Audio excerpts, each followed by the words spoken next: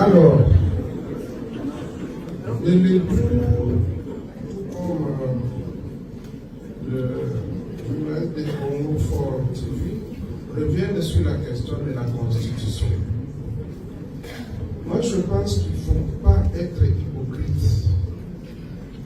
Quand on aime son pays, quand on aime son chef, on lui dit la vérité. Et j'ai eu à le dire à maintes reprises que le pays n'a pas un problème de texte. Le pays a un problème d'hommes qui doivent appliquer ou se conformer au texte qui existe. Tout ce débat-là, je crois que ce sont des débats politiciens. Et il faut qu'on en parle. Parce que si les gens commencent à vouloir imposer leur vue à tout le monde, ceci peut provoquer des réactions dans le sens contraire. C'est pour cette raison que nous disons que ceux qui ont des préoccupations qui concernent la Constitution, qu'ils viennent qu'on se mette autour d'une table et qu'on en parle.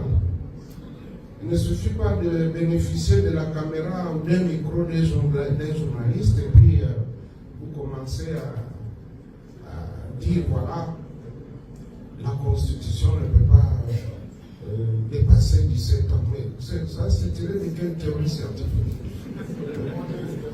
Quelqu'un d'autre disait ici que même des gens âgés de 60 ans, de 50 ans, font preuve d'immaturité dans leur gestion.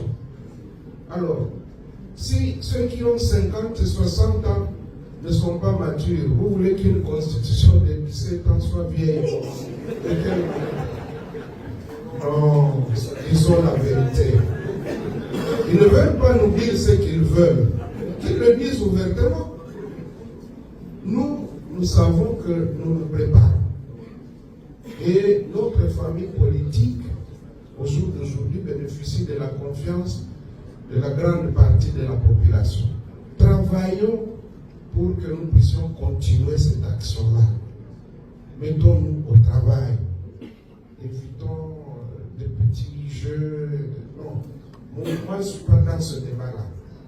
Et surtout, quand je constate que ceux qui se disent géniteurs, ceux qui devaient protéger cette constitution, ceux qui l'ont vantée contre vents et marées, quelques jours après, ils se réveillent, c'est eux qui disent qu'elle devient mauvaise. Alors, qu'allons-nous retenir?